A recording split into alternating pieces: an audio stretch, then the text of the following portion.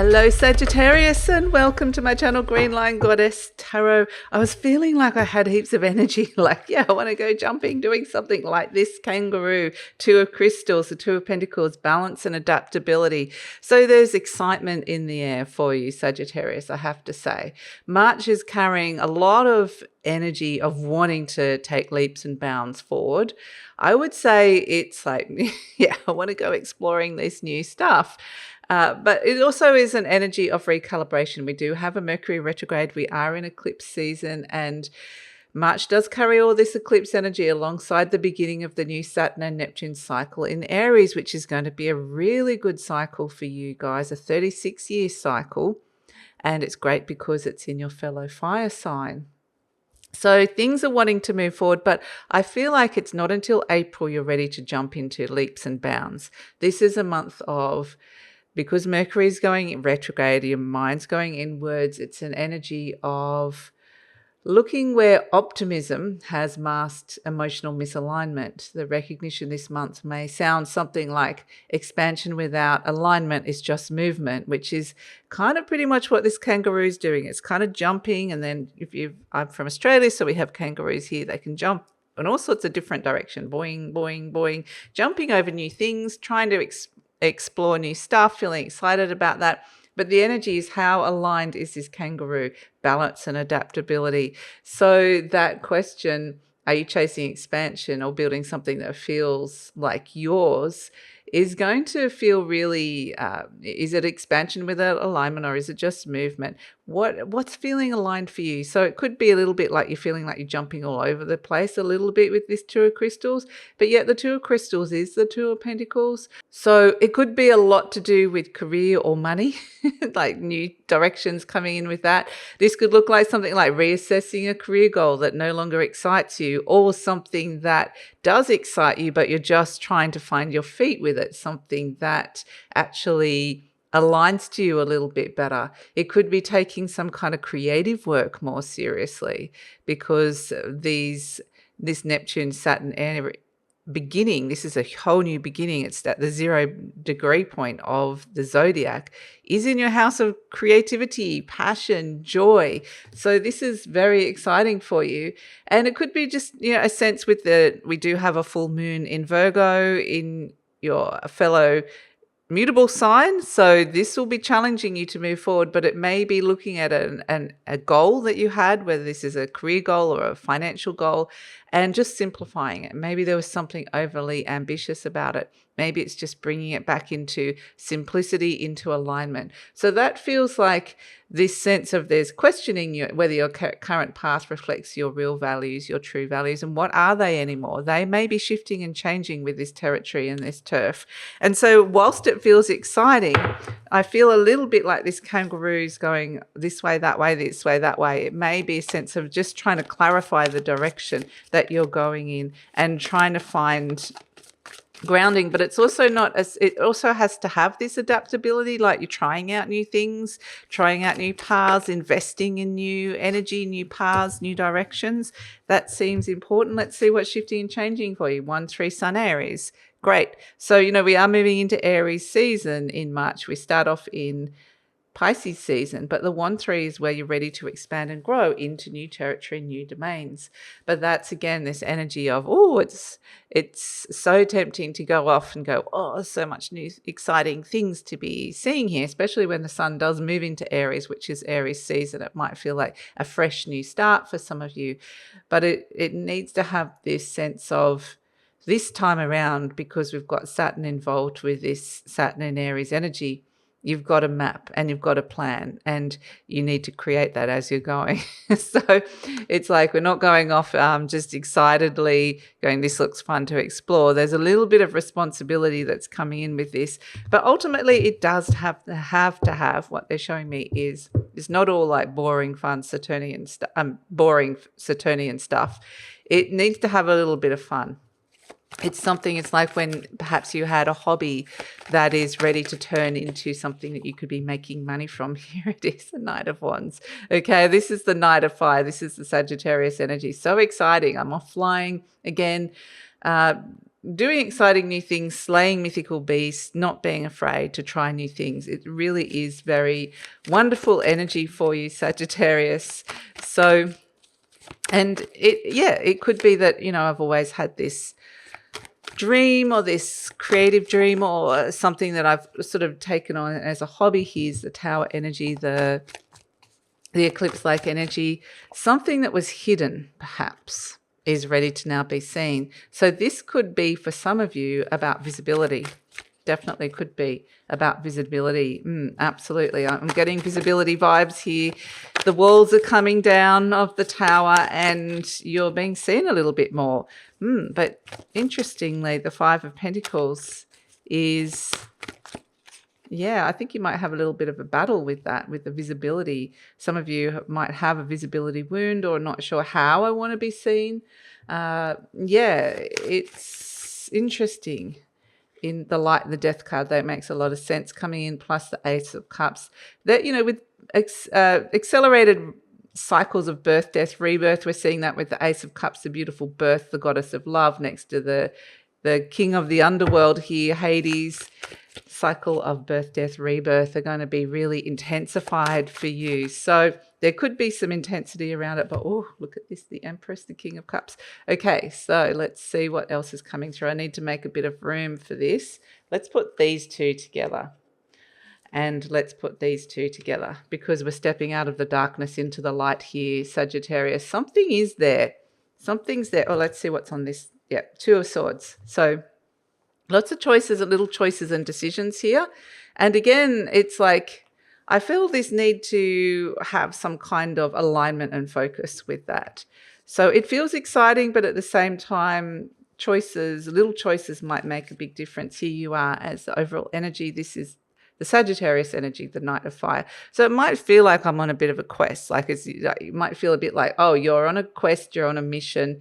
I want something exciting. Something exciting is happening here and I'm making some positive changes. So it might feel a little bit like you've got the wind, you've got the fire, you've got this sense of, ready to jump into something. Interestingly, it's crossed by the Two of Wands, which is this Knight of Wands is very chivalrous and daring, but this Two of Wands is like tentative new steps. There's all this stuff that feels like it's been perhaps necessarily so hidden, or for whatever reason has been not necessarily visible to other people, or maybe you felt like you needed to keep this close. And this is actually, this beautiful centaur here is actually Chiron. This is Jason of the Argonauts about to begin his new journey. He's spent a lot of time in this cave with Chiron. He's holding the scroll there. You can just see the shadows of it. He spent some time in there. Chiron is our wounds, knowledge around our wounds, learning to work through something that's wounded us. And he's like, okay, I'm ready to step out now. I'm ready to step out on the new voyage, a new adventure. The sun is rising, there's a new dawn, and tentatively he takes those first steps on his new quest. So again, it's this energy of balancing. This Knight of Fire just wants to rush into everything, conquering all these wonderful mythical things.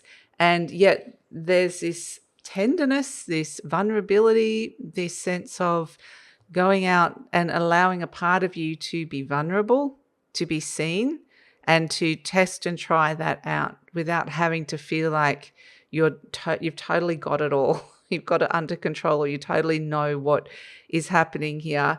It's a sense of, I'm stepping out into the light or limelight, or trying something very new, or trying it. There's some kind of change coming in, but yet allowing myself to be really vulnerable and understand that it's not going to be the same world or the same mission that I'm stepping into here. Something is very new about it. So it's about walking out with into this new energy with courage, but also allowing yourself to feel those moments of wonder and tenderness without rushing into something. There's a part of you that says, don't leave without me.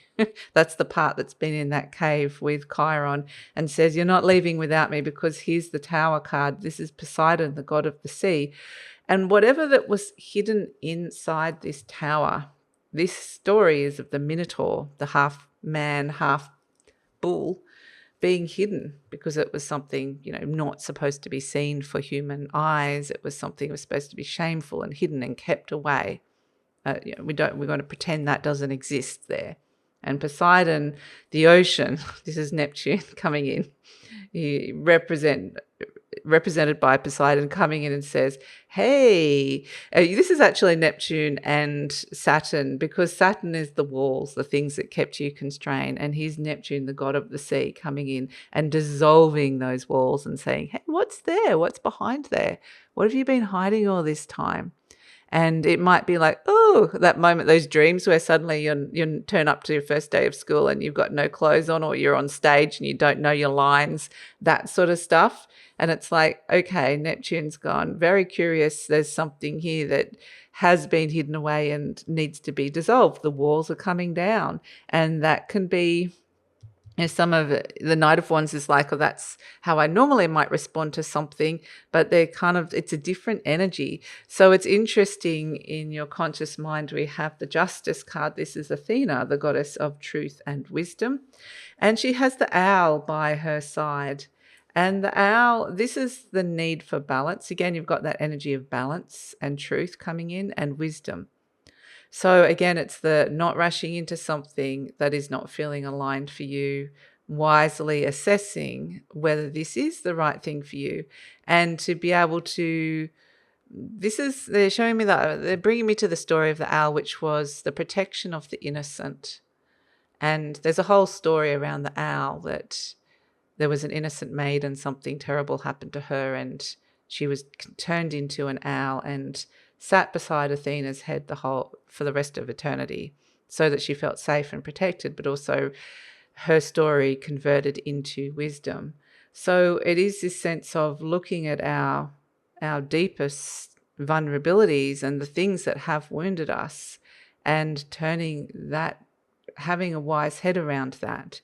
And yeah, it is Athena. She's got armor on. She's protecting herself. There's a strategy. She's a goddess of strategy, battle strategy as well. And she's saying, in order to protect yourself, if you're going to open up to this part of you that's been vulnerable in the past, that has been hidden away, and suddenly, the walls have calmed down and it's like, I'm feeling a little bit bare naked here. Athena says, come up with a plan. It's wise to have some kind of strategy or plan here that will help you, so that you'll feel like, okay, I'm feeling like, yes, I'm going into this, but I've got my armor on still and I'm not completely feeling naked. Yeah. So this recent past, the Queen of Pentacles is the Taurus Queen. Interesting. And speaking of the bull energy, we see the bull on the thrones. So what was it? Where was something that you held your authority? This beautiful Queen of Pentacles holds authority, physically holds authority, holds authority when it comes to money and success, and when it comes to her health as well. And where has there been something to do with this queen? It's something to do with stability, nurturing prosperity, financial stability. It can be all of those things, but I just get this sense of holding inner authority. So it could be where you've held your value, your inner sense of how well you've been able to maintain your value and be the authority of that. And there's something here about what she represents that was hidden, the half man, half minotaur. It feels like something has been mythologized into something really terrible here. It feels like that there was something that happened to you, Sagittarius, that somehow kind of disempowered you a bit, but it just feels like the safest way to deal with the mythology of that is to just hide it away and go. And it actually doesn't feel fair. It feels like, I mean, this Queen of Pentacles is beautiful. She shouldn't be held away, hidden away or made to feel like there's something bad or shameful around her. And yeah, she is actually, there is a sense of she's not afraid to bare a little bit of skin or show her sensuality or something like that. There is a sense of being a little bit more open, but yet it feels like there's something incongruent here in the story of having to lock the Queen of Pentacles away into the tower. And it feels like there was some kind of misjudgment that came in, and that's part of the mythological story, which is why this beautiful Knight of Wands wants to slay that myth. It's sort of like, but it may be like having to be bigger and bolder than who you really were. And so Athena's coming in and saying, no, that's not right. We want to bring it back into the truth of who you are and what really happened here, and bring it back into balance somehow. Something you've been living with, something that's been really out of balance, and it's time to come back in to feeling more imbalanced. And so in the near future, we have this Five of Pentacles, which interestingly is, again, Daedalus is cloaked and hiding away and leaving something. And it's an energy of, again, this energy of visibility. And he's leaving because something really isn't resonating. He's not finding the value there or feeling valued anymore.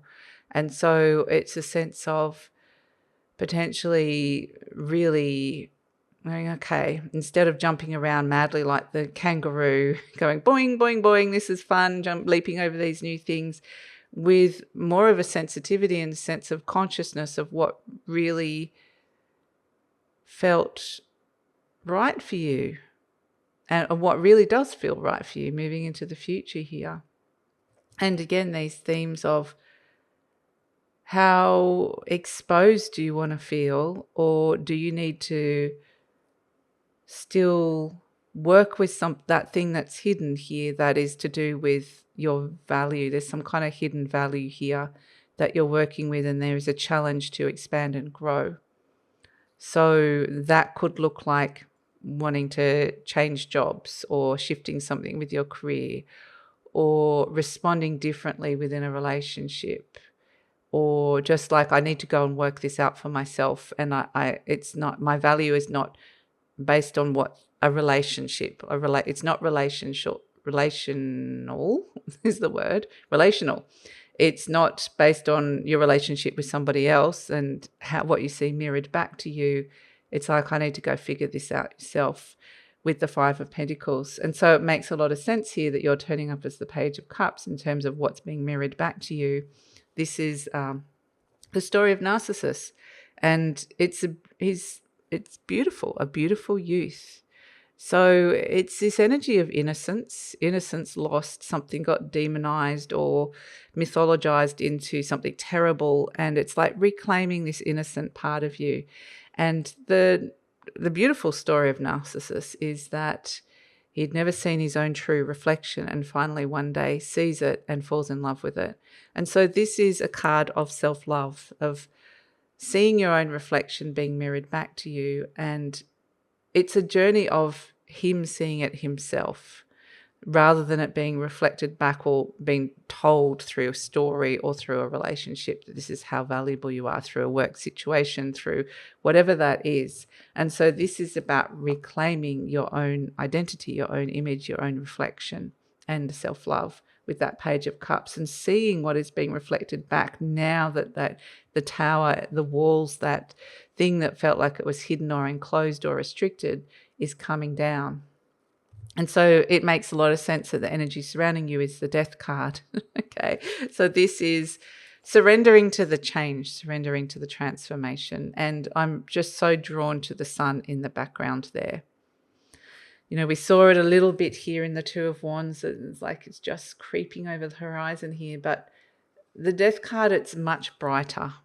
That sun that we're seeing here in the Aries season is much brighter. I feel like this is going to be a transformative time for you. And this is the king of the underworld, the lord of the underworld here, Hades. And he's very powerful. It's a powerful energy. And so it's a sense that if you can discover that power within in whatever way feels right for you, it gives you an opportunity to transform a situation in your life. And we have, as the hopes and fears, the Ace of Cups. This is the birth of love, the birth of Venus, Aphrodite, the goddess of love, whatever you want to call her as.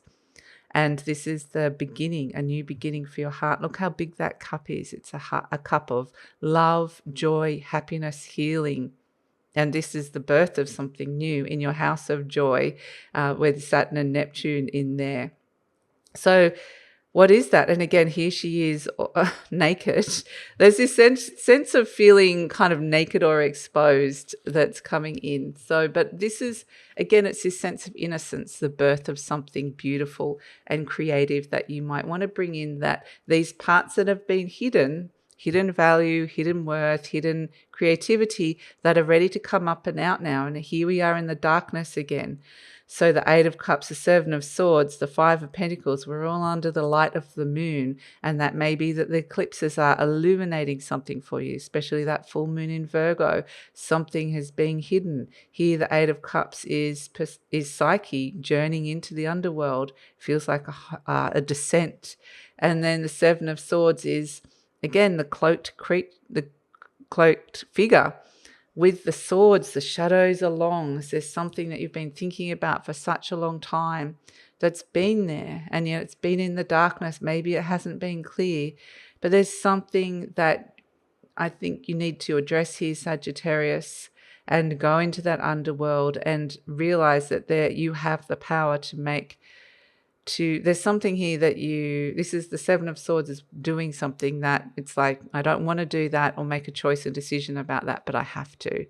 And it's doing the unpleasant thing, but it's the necessary thing. It's a necessary plan, choice or decision that comes in, and it might feel like, oh, I don't really want to do that. I feel a bit hopeless doing that. But then on the other side of that, suddenly we come out into the light.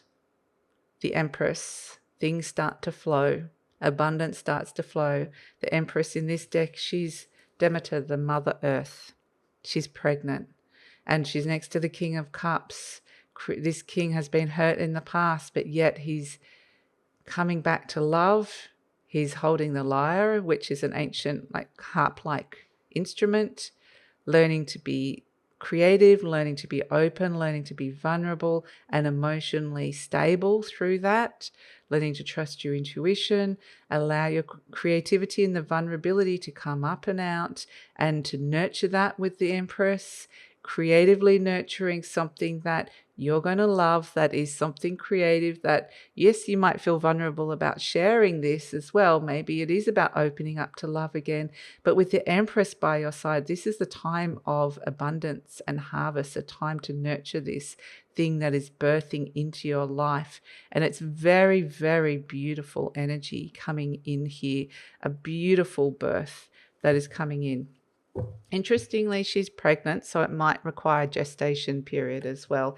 And we have as an overall energy, the Two of Swords. This is very different. This is when you're very much in your head. I don't want to hear something. I don't want to listen to something. I don't want to make that choice and decision. Yet the Seven of Swords says once you face it, make it, look at it, everything shifts and changes here for you, Sagittarius.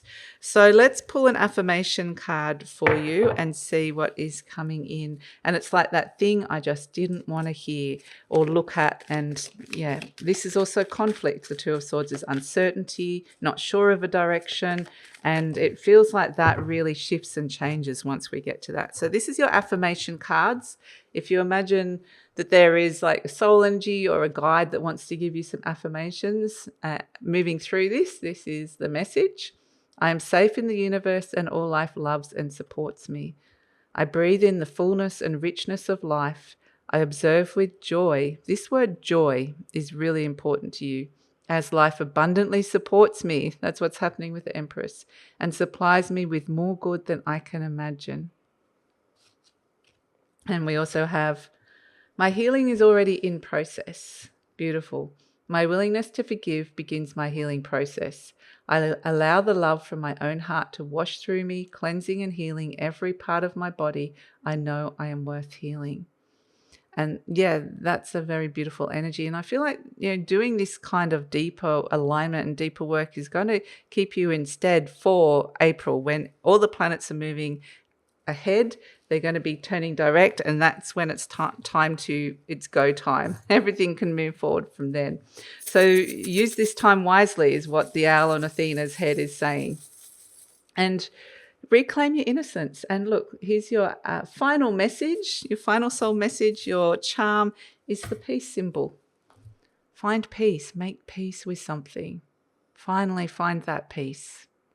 And it may have been, a story that was told about you, a belief system that you held about yourself. And it may have been through other people, mythologies, family stories, or a relationship story, friendship story, whatever it is.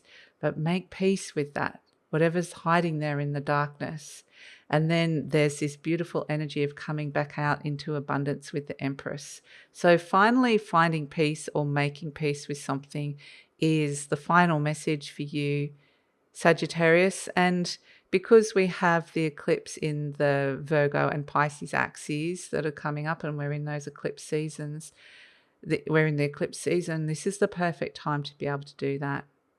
So that's your reading. We can see that big birth that's happening, the Saturn and Neptune in Aries, it's a 36-year cycle coming in. It's happening in your house of creativity and joy. Something beautiful is beginning here for you around that. And so if you'd like to move through this 36-year cycle more consciously and feel more anchored in yourself as it shifts, I'm guiding a live workshop on the 12th of March. Everyone who joins also receives a personal 10-minute tarot and chart reading focused on how this cycle is shaping up for you. And the details are below. So please check that out, Sagittarius. And please like, subscribe, share, leave a comment. Love to read your comments, Sagittarius, and take care.